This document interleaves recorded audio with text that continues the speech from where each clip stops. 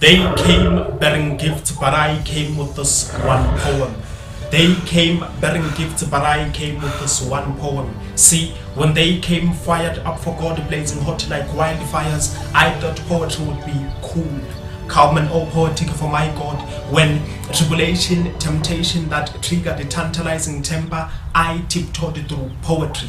I happened to have lost a friend. I lost a brother. I went even as far as losing a sister. Can someone help me identify such a caliber of people I lost in my life? Because alone in your presence I stand, next to me but nowhere close to me. I lost someone.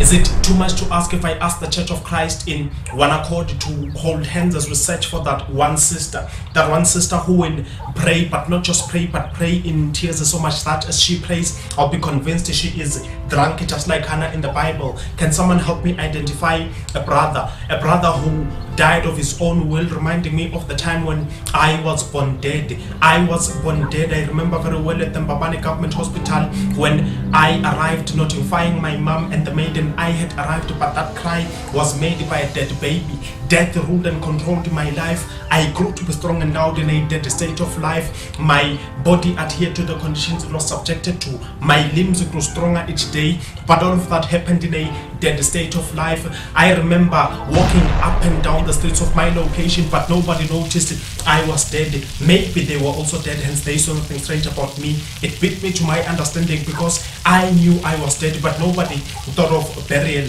But not up until a time, a rude awakening saw the light of a day. It chaffered me into the early hours of morning, boxing my way into a consecutive conscience that continually contemplates, contaminating, carrying into sharing death. I tell you now, be not proud if for no longer will you rule my life, because even though I was born dead, but yes, I said yes and I was raised from the dead. In the moment I said yes and I accepted Jesus Christ, the lover of my soul, at that very moment I get an understanding when King David of old speaks in words combined as sentences, making up a story of my life. He cries out to my Father in verse 10 and says, create in me a clean heart, O God, and renew a steadfast spirit from me. Do not cast me away from your presence or take your Holy Spirit from me. Dear God, what is man that you are mindful of him to bless him with your Holy Spirit? It is in creation where you, O God, speak to Jesus and the Holy Spirit and said, let us make man in our own image, in our own likeness. And at that very moment I get an understanding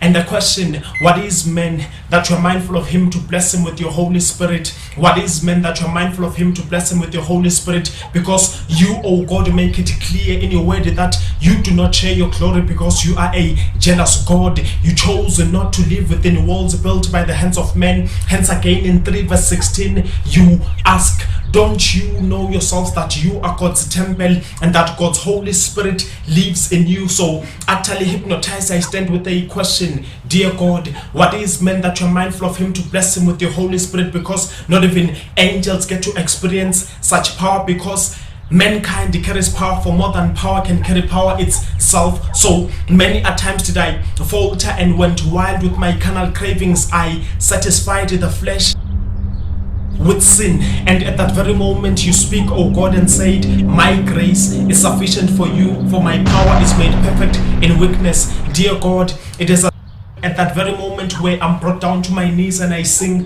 holy to your name, glory to your name, because not even mankind get to experience such power. For mankind, it carries power for more than power can carry power itself. At that very moment, only one question comes to mind: what is man that you are mindful of him to bless him with your Holy Spirit? What is man that you are mindful of him to bless him with your Holy Spirit?